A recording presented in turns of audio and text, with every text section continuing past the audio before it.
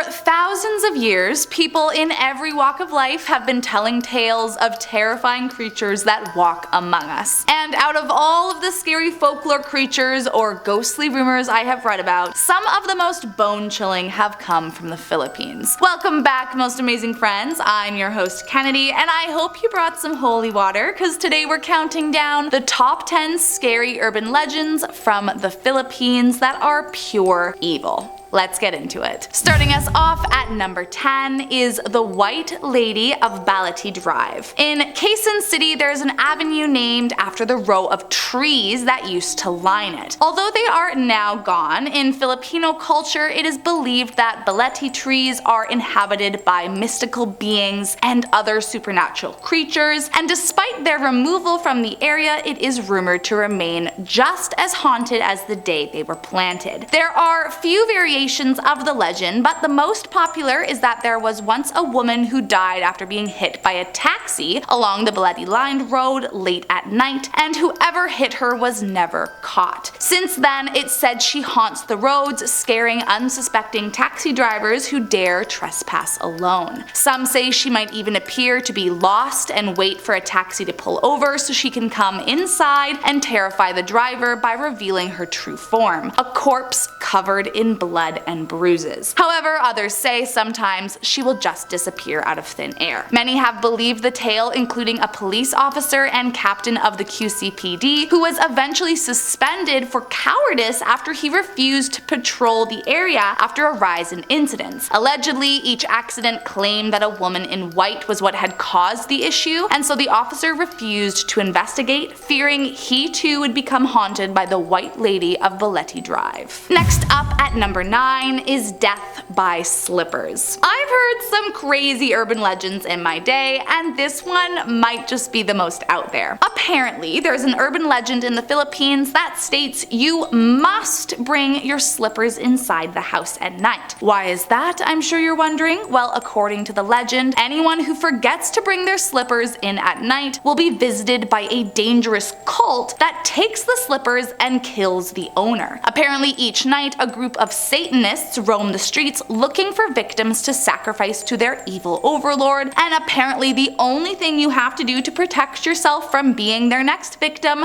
is bring your shoes inside at the end of the day. Okay. Listen, I'm not saying it couldn't be real, but I am saying this sounds a lot like something a really tired parent might say to make sure that their kids didn't leave all their stuff lying around outside. Either way, if I am ever in the Philippines, you best believe I'll be bringing my slippers inside, because I'm not about to tempt fate and accidentally get killed by an evil Satanist cult. Next up at number 8, the Tikbalang. Said to lurk in the mountains and rainforests of the Philippines, the Tikbalang is a tall, bony, humanoid creature with the head and hooves of a horse. To me, it kind of resembles a half-transformed werewolf meets centaur, which is just straight up terrifying. Although legends differ from region to region, in the north it most commonly enjoys pranking travelers and making them hallucinate so that they get lost along the path. But in the south, its origins are much darker. Down south, stories of the Tikbalang speak of an evil, red-eyed demon horse prone to fits of rage and continuously puffing on a cigar. It's said to be the result of a soul that did not make it out of the womb. Without having ever existed on the earthly plane in human form, it now haunts this realm, preying on the living as revenge. According to the myth, however, all you need to do to defeat this terrifying demon horse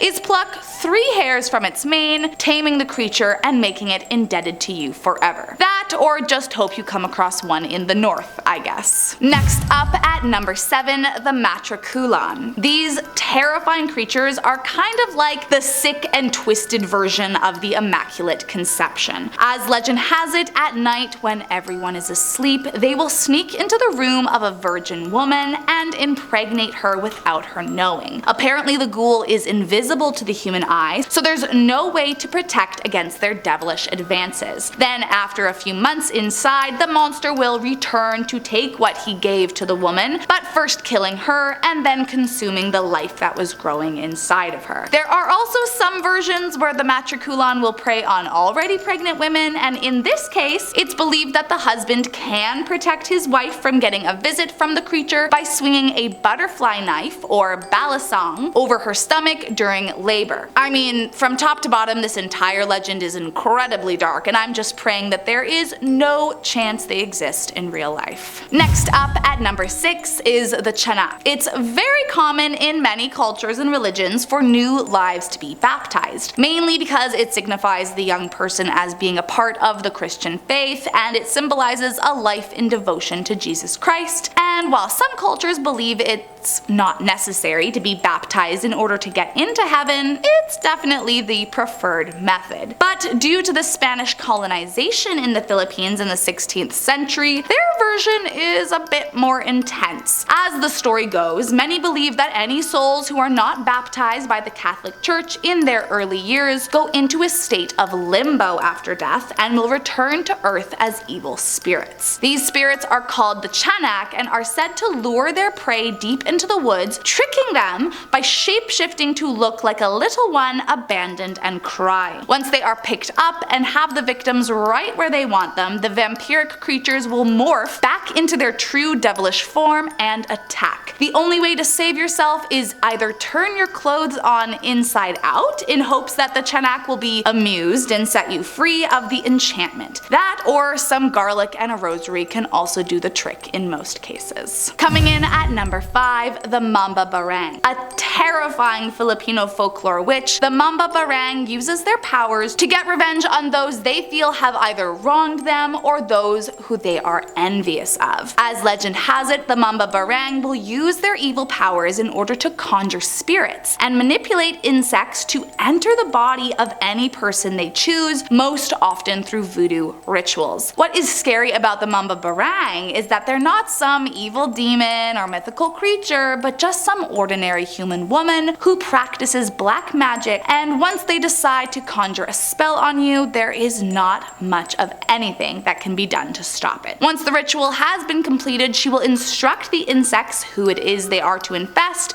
and they will climb inside the body using any orifice required. There is often pain at the site of entry, for example an intense earache if they go through the ear, or even hemorrhoids if they use the south door. But these are not like other diseases. They will resist all known treatment. In fact, there are no known medicines or cures for any of the afflictions caused by the witch. The only way to be freed of the torment is to hope that the witch allows the infestation of bugs to leave your body. Otherwise, you're fresh out of luck. In most cases, the torture will continue until it takes your life, and only then will the horde of bugs evacuate your body. Coming in at number 4, the Amalanhig. Said to be the Filipino version of a half-zombie, half-vampire, the Amalanhig is an undead demon that is believed to not have transferred its power to a relative during their time of death. This results in the demons rising from their graves so that they can lurk in the woods, feasting on the blood of the nearby villagers. Their preferred method of attack is usually believed to be through biting the neck, since, you know, vampires and all. However, there are some versions of the legend that state they will tickle the victim to death while simultaneously absorbing their life force. I mean, if I had to pick a way to go, this sounds better than being stabbed and left to slowly bleed out, no? Well, I do also hate being tickled, so I don't know, maybe not. It all really depends on how long it would take for me to be drained of all my life force, I guess. The good news is that you can escape them should you ever find yourself face to face with these demons. It's advised that you climb up a tree or jump into the closest body of water, as they're unable to climb and they have a great fear of water as it will turn them into a pile of worms. Next up at number 3, the Manananggal. Said to be a vicious,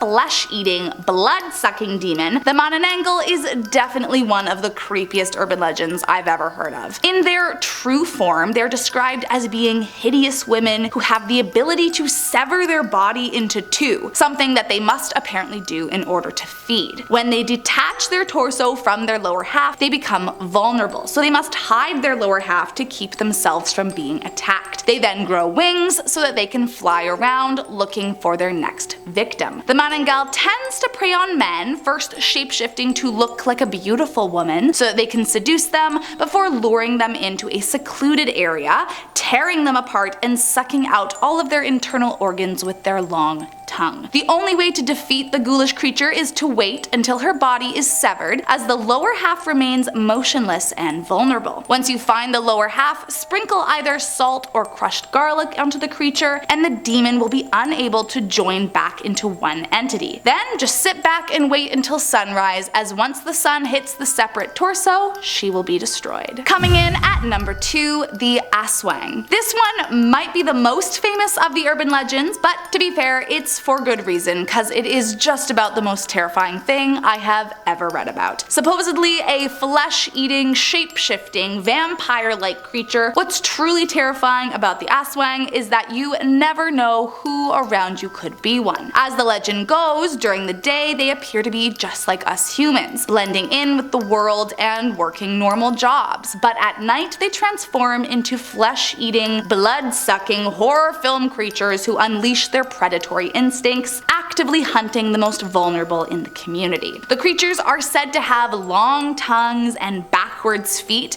and are apparently so thin and frail they can hide behind a single piece of bamboo. But don't be fooled by their small frame, as if they attack, there is no saving you. What's scariest about them though is their ability to transform the appearance of other objects too. In order to avoid suspicion, they are known to use plant matter to create a doppelganger of their victim's corpse in order to hide their feeding habits and fool the locals into thinking they died of another cause. The only way to repel the dreadful creature is with garlic or religious artifacts, particularly used against them during the day as they are weakest in their human form. Then once you have them at their weakest, you can kill the monster by decapitating it. And last up in our number 1 spot, Engkantos. Often associated with the spirits of ancestors in the Philippines, Engkantos are kind of a catch-all term for a few different mythical creatures, but are most commonly linked to fairies. Now, if you have only ever watched animated fairies from your favorite childhood shows your whole life, and you're wondering what the heck these creatures are doing on a scary list, well then my friend, you have got to learn a little bit more about fae and the terrifying things they are capable of. When it comes to Engkantos in particular, their motives are almost backwards to many other ghouls, as if they don't like you, they are rumored to inflict deadly disease, mental illness, or even gain complete possession of their human target. But if they've become smitten with a human, they will sometimes opt to bring them good luck, or they might just kidnap you and bring them into their realm forever. It's said you can try to ward them off by carrying a magical charm or an amulet, but once they have their sights set on you, either good or bad, it is hard to keep them away forever. Although the mythical belief in the Engkantos may have originated as folklore, it has also been theorized that the fair-skinned fairies were actually created as a metaphor for the Spanish friars who colonized the Philippines, often abducting and taking advantage of the young Filipino women in the woods. So considering they're based off of real people, you don't get much scarier than